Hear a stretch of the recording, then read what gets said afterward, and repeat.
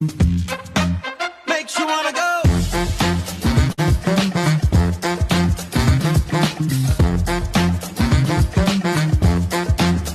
Makes you wanna go. Na na na na na na na na na na na na na na.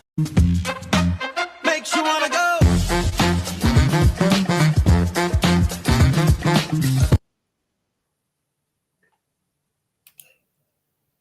Hello, hello, hello, Mickey G. How are you today? I'm doing well, Golden Bronze. How are you today?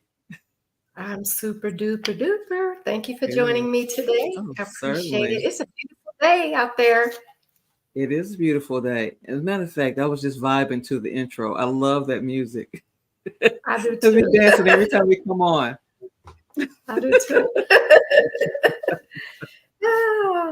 Okay, so I want to thank everybody out there in viewership land for joining us on Gab with Golden Bronze. We do appreciate your taking a few minutes out of your day to join us. We do realize that there's many other things that you could have chosen to do. You chose to tune in with us, and we really do appreciate it.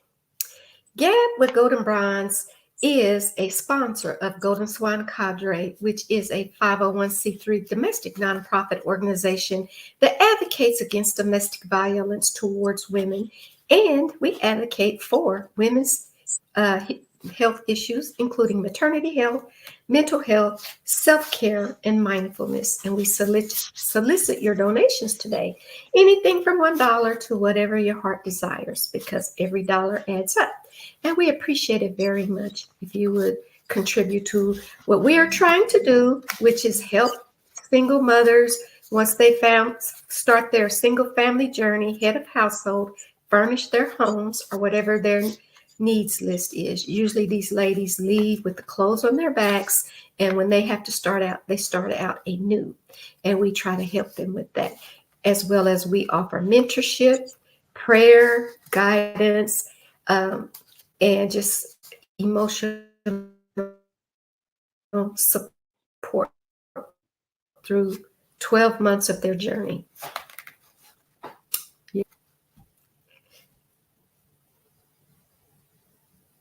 Okay. You can hear our show on Village Global Network on Mondays every other week at 10 a.m., powered by Zeno FM, with additional monitoring through online radio box on the following stations: Culture Shock Radio, Canada; Radio Furcio, Mexico; Rockbox FM, USA; and Wapter Music, Guadalupe. You may also see our talk show on DuPont TV network, brought to you by Village Global Network TV at 1 p.m. Eastern Standard Time, 12 noon Central Standard Time, 10 a.m. Pacific Time. Be sure to tune in, and we will see you there. Yay, that's so exciting. I'm so stoked. Mm-hmm. So our first topic, Nikki G, is being healed from domestic abuse allows you to be able to talk about it. And I want to start off with saying that healing from domestic abuse can make it easier to talk about the experience. But it's important to remember that everyone's healing process is different and unique to them. For some, discussing their experiences can be a crucial part of their recovery, offering a sense of empowerment and helping them process what happened to them. For others, it might take more time, or they might choose to share their story only with trusted individuals or specific contexts.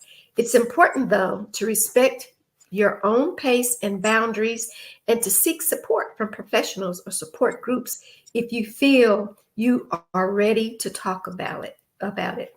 Healing from domestic abuse is deeply personal. It's a personal journey, and the signs can vary widely from person to person, individual to individual, case by case. However, there are some common indicators that may suggest you are making significant progress in your healing process, like number one, and we'll talk about it, emotional stability. You might notice that your emotional responses are more balanced and less triggered by reminders of abuse. You may feel more comfortable in your emotions and reactions. Some people get triggered and cannot talk about it. And that is a sign that they have probably partially healed, not completely healed. What are your thoughts about that? I agree that it is a journey. And I also agree that it's very personal. Sometimes it depends on the depth of the abuse, the length of time, the person who did this to you, what happened, and even your background. You know, if you were raised where you're not supposed to talk about family business, and Mhm. this is something that happened in your family, what happens in this house stays in this house, it might take you Mhm. longer to process. And also, some cultures or families don't believe in therapy. And so some of these victims try to go it alone on their own before they're able to get help. So it can delay the process, but it is specific to that person. And it is important to get help where you can find that help. I agree. And we have ladies in Golden Swan Cadre that have mixed emotions about that. We have some that are openly verbal about their experience. We have some that are in total denial about their experience. And we have some that are not ready at all to talk about their experience. So there's a place for everybody in Golden Swan Cadre. Nobody is forced to speak about it within the group. But we do acknowledge that whether it is spoken about between the sisters in the group, it has to be spoken about at some point to somebody for that person to completely heal. It's not something that can just go on unspoken and you're going to heal. Otherwise, you will find yourself repeating the process time after time after time. Right. Right. And also, denial slows the process down. Mhm. Denial and lack of education of what you've been through. Some of us don't know that it's domestic violence. And so there's a delay in that. If you don't, if you're in denial, say, oh, well, it was just this little thing, or it was really nothing. He just yelled at me. Sometimes that happens. When those things happen, sometimes it retards our growth as far as that journey that we have in domestic violence. That is absolutely true. And so we're going to take a quick break and finish um, this conversation. We will be right back. All right. Thank you for coming back. So, also, that emotional stability is very important, but also how one is stable emotionally will contribute to their improved self-esteem. So you have to start with yourself in a more positive light and recognize your own worth and value. This often involves a shift away from the negative image that you might have of yourself, because sometimes abusers will say to you, you're not pretty, you're ugly, you're dumb, you're this, you're that. And you begin to believe that. And that may have a big influence on you, perpetrated to you by your abuser. Do you agree with me on that? Yes, I do. I find that it's important to for those women to be around thrivers and Mhm. survivors and people who have gotten through it aspirationally, that they can see that they can get through it as well, and that they're not ugly. And these things that the abuser put into their heads as programming to keep you isolated so they can have their victim to themselves, and you have no support to show you that this is not the way it's supposed to work. This is not the way a relationship is supposed to go. So it's important to get around people who have gone through it, who can support you, but not get a trauma bond where you're just commiserating back and forth, that you can be lifted up to the place where you're a thriver as well. It is possible. It is very possible if you can surround yourself with people that you trust. Trust is very important when you're coming out of a domestic violence relationship. I absolutely agree. And I also think that when people have low self esteem, regardless to whether it's from the abuser, most of the time it is, since we're talking about domestic violence, they tend to permeate that throughout any organization that they may be affiliated with, or any persons that they might communicate with, because they have that negative mindset and low self-esteem. It's kind of like a mold that grows, and that is a red flag for other people that are tuned in to red flags, to understand that this person, there's something going on in their life that either they are in denial about or don't recognize that this is a characteristic that is a sign of something deeper than what we see on the surface. Would you agree with me on that?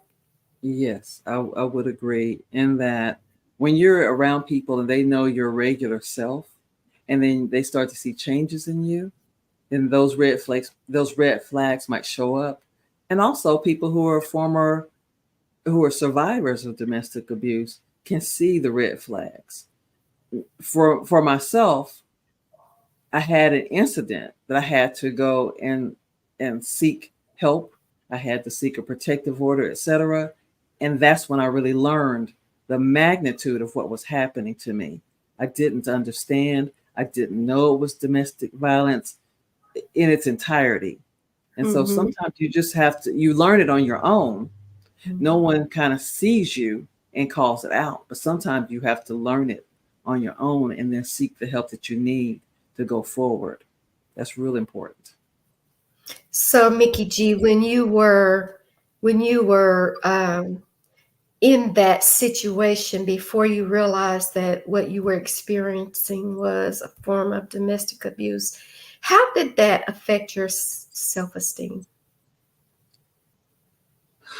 Well, I experienced a lot of gaslighting and digging, and I didn't know that's what it was. One of my siblings noticed it and said, "Hey, they're doing that to bait you."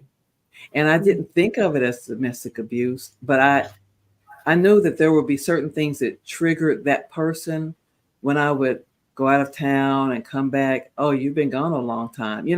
Those kinds of things that would pick at me Mm-hmm. mentally. And I didn't realize that that was part of it, that was kind of being picked at and made to feel um, inept in some way or deficient or defective in some way. And I didn't want to upset the person.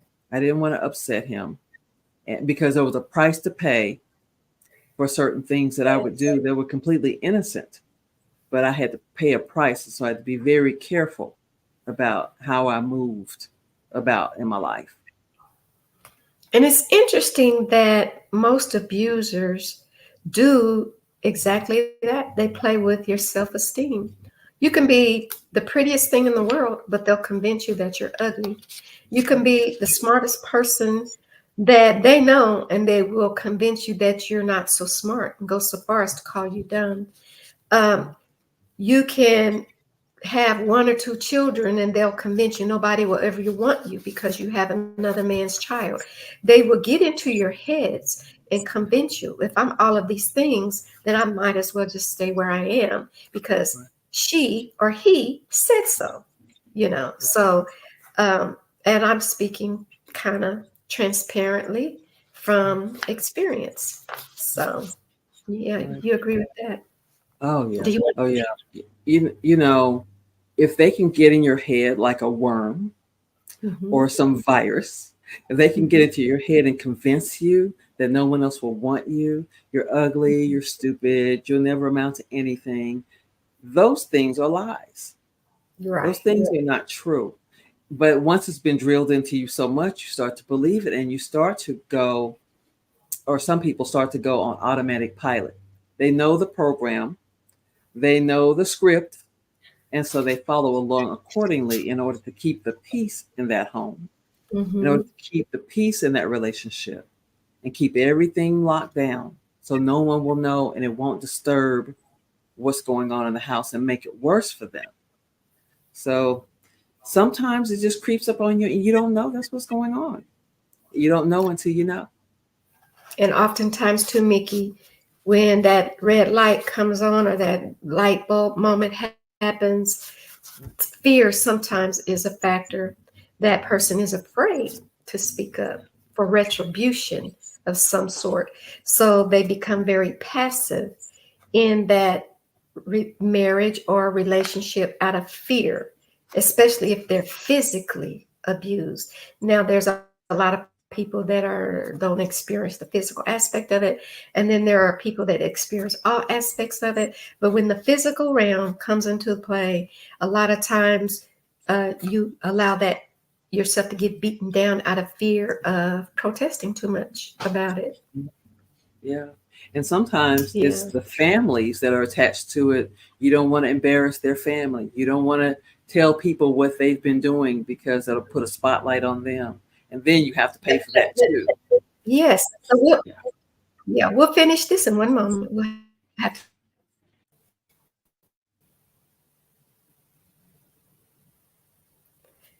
Yeah, so okay, let's get through this healthy boundary.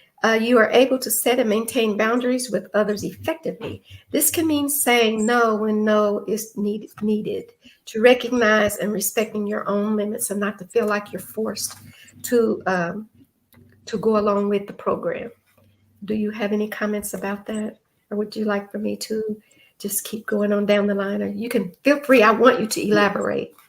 Well, what I'll say about boundaries can be very skewed because they're not healthy boundaries. The abuser doesn't have a healthy boundary. And in my opinion, they see you as an object to do with what they want to. They can talk to you any kind of way. They can push you. They can hit you. They can sexually abuse you if they want to. You're a tool for their use, and so there's no boundaries with regard to them. And so your boundaries would be skewed because that seems almost normal to you, although that doesn't feel normal to you.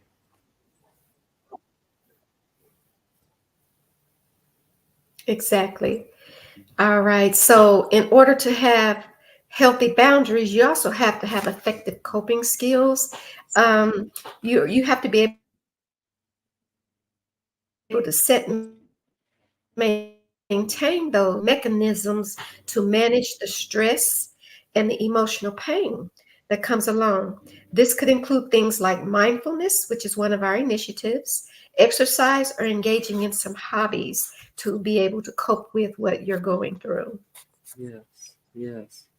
Um, may I interject Okay. on And that one? also, yes, please. Okay, I'm sorry, I didn't mean to interrupt you. Some of the No, hobbies please. that something that I took on before I even knew was a sort of meditation, painting rocks. It might sound a little silly, but if you have something you can just focus on, just doing intricate things, it can help calm you down. And so that was one of the hobbies that I selected that helped me. So Yes. So after you learn how to cope with it, then you have to learn how to rebuild trust with other people as well, because sometimes living in this domestic abusive environment, you tend to just lose all hope, faith, and trust in people in general. So you have to find that you're able to trust other people and form new healthy relationships outside of that partnership or marriage or whatever, whether they're personal or they're professional. Trusting yourselves and others can be a significant healing process and be very beneficial. yes, yes. I agree. All right. And then I also think that once you rebuild your trust, empowerment and control, you feel a sense of empowerment and control over your life after you have been able to build some emotional stability, improve your self esteem, set healthy boundaries, develop effective coping strategies, rebuilding trust outside of that relationship, rather than feeling controlled or dominated by your past experiences. And this might involve making some decisions that are in the best interest of yourself. Would you agree with that? Right. Yes, I did. I did. You can go ahead. You're on a roll. Well, it's not a one-sided conversation, but Okay. Well, I want to hear more I what you want had to your say. inspiration. Uh, okay. Well, I will just say this about trusting people. I know that when I separated from my significant other, people that I thought that I could trust that would be there for me, exited stage left. And I had to be very specific, very selective with who I trusted because I didn't know who was talking to him. He was talking to them, and so I was my my level of anxiety was heightened because I just didn't know who to trust. And so I stayed primarily with the agency that I dealt with, people who are already very close to me, such as my siblings, Mhm, my close family contacts, because you just don't know sometimes who to trust. You don't know if it's going to come back on you, or if they've told him something that you told them, or even escaping that situation, escaping that home, and then you move to mhm. someplace else, and you don't want someone to reveal where you are, and you don't know who's going to tell or who's not going to tell, if they're going to find you. So trust is very important in exiting an abusive relationship. You've hit the nail on the head because a lot of times, as we've talked about other times, you can confide in people that you trust, and then they betray that trust. So now you Yes. not only distrust the person that is inflicting this on you, you don't trust the people that you thought you could trust because of betrayal. So you build up this wall like, okay, who do I talk to? Can I talk to anybody? How do I get out of this? And what do I do? Do I get out of it first and then tell people what are my next steps? And that's very, very important. You made a powerful statement there with what you just said. So once you can build that trust and empower yourself, you are able to face challenges and setbacks with a greater sense of resilience and develop that resilience and adaptability. You can Yeah. acknowledge the past, and without letting it define you and limit you, you are able now to move forward with your life in Yes. acceptance of what you've been in and how to deal with it. Would you like to Yeah. uh, elaborate on the resilience and adaptability? Yes. Once you understand where you've been, once you understand that the lies are not true, once you have a framework of support, then the resiliency comes in. When you understand through therapy Mhm. who you are, what has happened, and who they are has nothing to do with who you are. And so once you understand that, then you can bounce back beautifully. It is possible to do that. I'm a thriver, a survivor thriver. And, so I know that from personal experience. Yes, and I would say the same. And that sometimes comes on down the line a little further for some people than others. So we don't judge on that. You know, everybody's journey, as we started off, is different. But the Right. first thing about it is to acknowledge that it is a problem. And there are ladies that go through life in total denial, always trying to give the other person the chance to fix himself. And we'll be Right. right back and we'll finish this discussion. All right. Thank you for coming and rejoining us again. So, we are talking about being healed from domestic abuse, which allows you to speak about it, and the different steps in the process to being healed. So, after emotional stability, improved self esteem, setting healthy boundaries, developing effective coping skills and strategies, rebuilding trust, empowering yourself, learning to be resilient and adaptable is the desire to share. Now, we have people that will never get there, and then we have those that do. And so, if you are ready, and when you are ready, you might find that you feel more comfortable sharing your story or discussing your experiences, and it is to help others. as part of your own healing process. So if you are at a position where you just feel like I can never talk about it, you will not really ever be healed. Or if you continue to hide it, deny it, get behind that shield. The fact of the matter is everybody's healing process is different. But some people never heal. And they go from relationship to relationship to relationship with the baggage because they never had the desire to share the story. And sharing your story is allowing someone else to share theirs to see if you find out there's a commonality here. You don't feel isolated and all alone. You then realize I'm not the only one in the world that goes through this. There's nothing wrong with me, but everything wrong with the person that put me in this situation. And that is healing. If you can't talk about it, if you never can talk about it and you always hide it, Right. you've Right. not completely healed from it. Right. May I interject something? Absolutely. If you can't speak to the masses, speak to one person. You speak to one person, you can speak to two people. If you get a trusted therapist or someone in a domestic abuse, a domestic violence agency, talk Yes. to those people. Talk to someone who you trust, who can help you, because people in domestic violence agencies or therapists are bound by confidentiality. They're not going to go find your Yes. abuser and tell them, like a girlfriend that you might have had that might have a double. She might have a relationship with you and him that you're not aware of. You just really don't Right. know. But talk to one person that you trust, and then you might end up with a group of people you could trust. But trust someone. It's very important. Otherwise, you stay in the cycle and you never get out. You're on the spin cycle and you never get out of that thing. Absolutely. And I agree with everything that you said. And the fact that you said, just if you can't find a group of people, talk to one person, that's still sharing.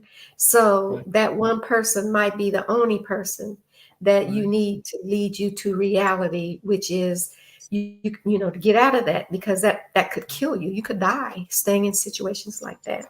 And so once you start sharing and expressing to other people what you're doing, what you're experiencing, it will, in fact, reduce some anxiety and fear. And your anxiety and fear related to the abuse will decrease slowly. You might feel more secure and less vigilant and hyper aware of potential threats like the loss of life, broken bones, uh, just all kinds of different things that Right. could happen. Right. And if you have children, your children are watching you go through this.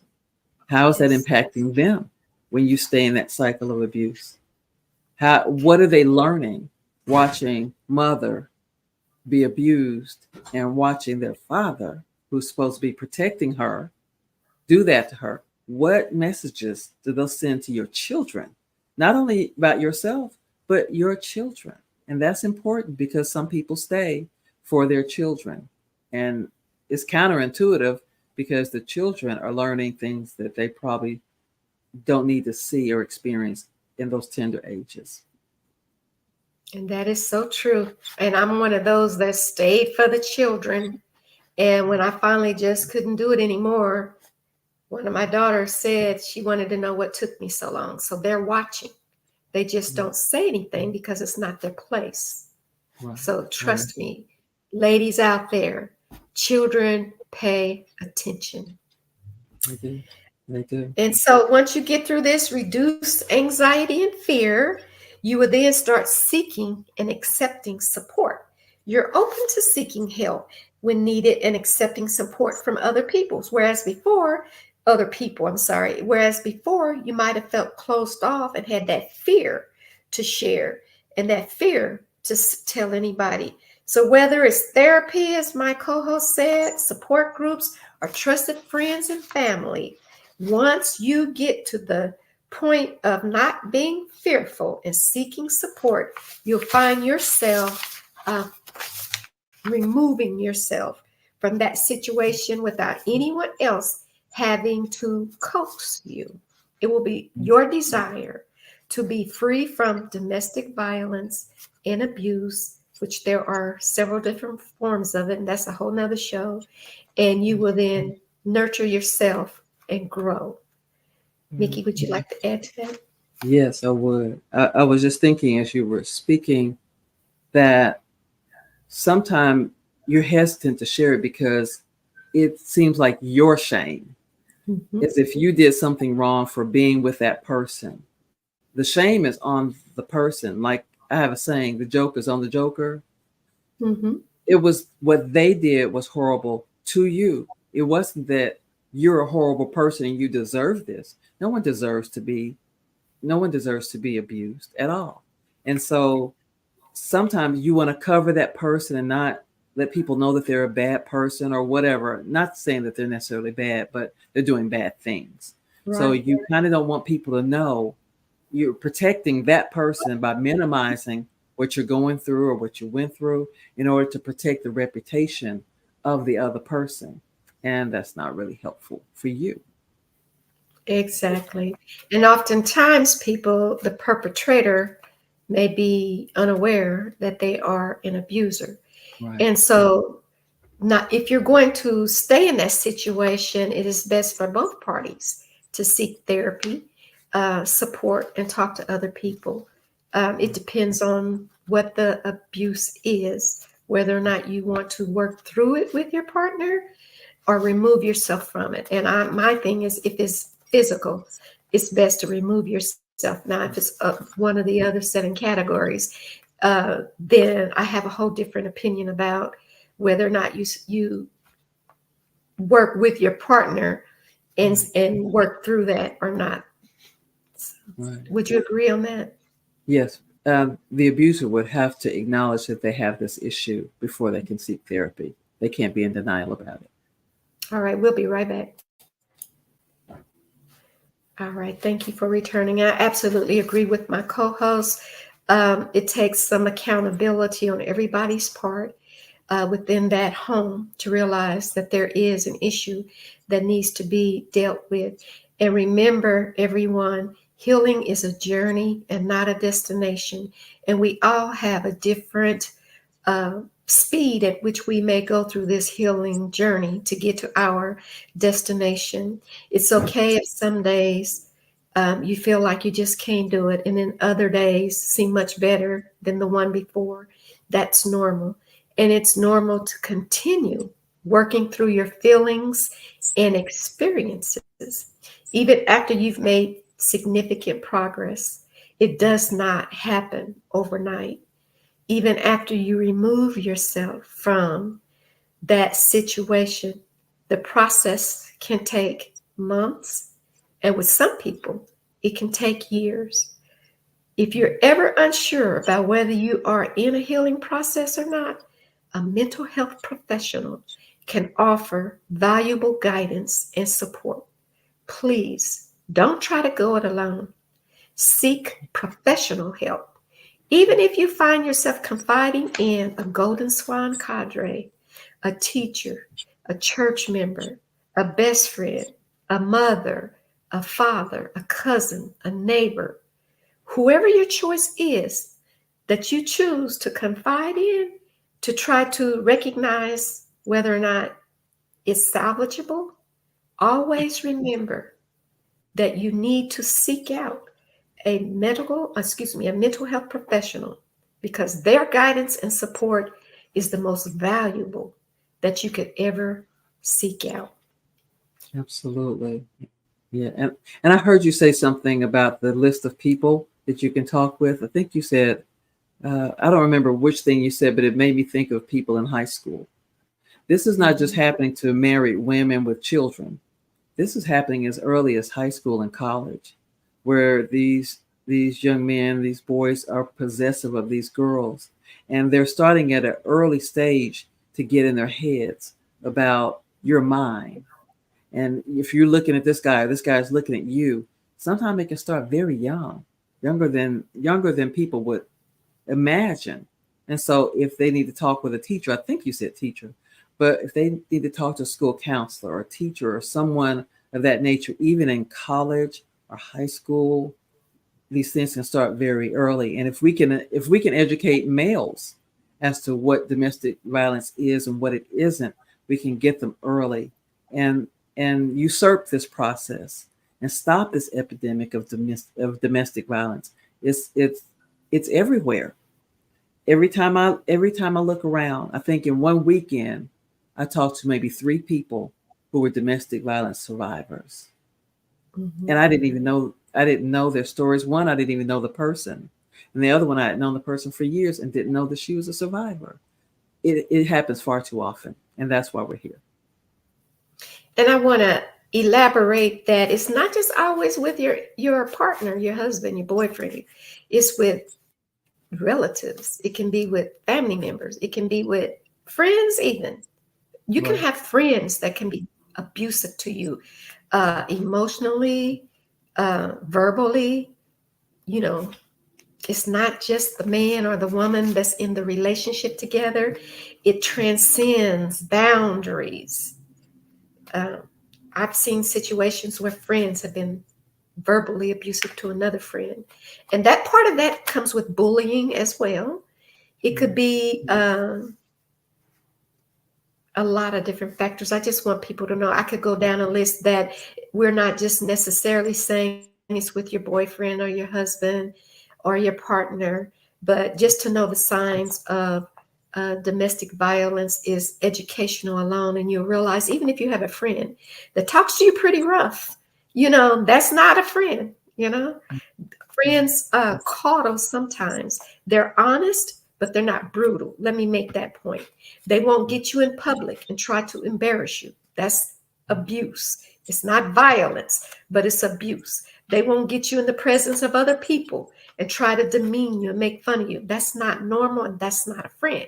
But sometimes we want that person to be a friend so bad, we put them in a position in our life, but it's not mutual. So we all educate. We educate. Golden Swan Cadre educates men, women, and anybody 16 above and above what exactly domestic abuse slash violence is. Right. Right. And lots of times people isolate domestic violence as to someone hitting them and pushing them and some kind of physical violence. But it Mhm. starts often here in your Mhm. mind when they get you Amen. there. And sometimes, even with those friends that you were talking about, they give you Mhm. these nicknames that's supposed to be funny. They mean Mhm. it as a dig. And so you have to Yes, watch ma'am. that and be very astute and not look through rose colored glasses. I've done Mhm. that. I saw I them have through rose to, colored Nikki G. glasses. Yeah. Mhm. I said, oh, this is my friend. They would never hurt me. And they would hurt me often, Over and over and over. over and Think over that and over. trying to get a laugh, and Yeah. you're sitting there embarrassed, and it's like, would a real friend do that to you in front of other people, let alone in public, and think Right. it's funny? That's Right. abusive. Right. And I've often said, am I my sister's keeper? Amen. Absolutely. I'm my sister's keeper. It is my job as a friend to cover my sister and help her to heal, but not expose her to Exactly, and everyone. not Not try to expose her. embarrass her. Right, Yes. right. And not expose her secrets, not expose the thing that's private to her and personal that she trusted you with. Then you're Mhm. just telling everybody. I just think as a friend, you should not do that. Embarrass or demean your friends in public or in private. Because even in private, when you have these little digs, that breaks Mhm. them down inside. But people Amen. who do that, they're entertained by that kind of thing. They're, Right. they're entertained by this person squirming and being hurt because that's what they do. That's what bullies do. Yep, and that's not a friend. No. So we will tell you all again to remember that healing is a journey. We all have our own individual journeys. There's no timeline to it unless it never ends. And it's not a destination. And I'll close out with that, and I will let my co host close out the show. All right. Well, thank you so much for joining Golden Bronze and myself today. You could have been anywhere, done anything. You took the time out of your life to spend time with us, and we appreciate it. I want to remind you that you can hear our show on Village Global Network on Mondays every other week at 10 a.m., powered by Zeno FM, with additional monitoring through online radio box on the following stations: Culture Shock Radio, Radio Forcio, Rockbox FM, and Wapter Music, Guadalupe. You may also see our talk show on DuPont TV Network, brought to you by Village Global Network TV at 1 p.m. Eastern Standard Time. I'm way excited. 12 noon Central Standard Time, 10 a.m. Pacific Time, and 11 a.m. Mountain Time. Be sure to tune in, and we'll see you there. And again, thank you for joining Gab with Golden Bronze, and have a terrific day.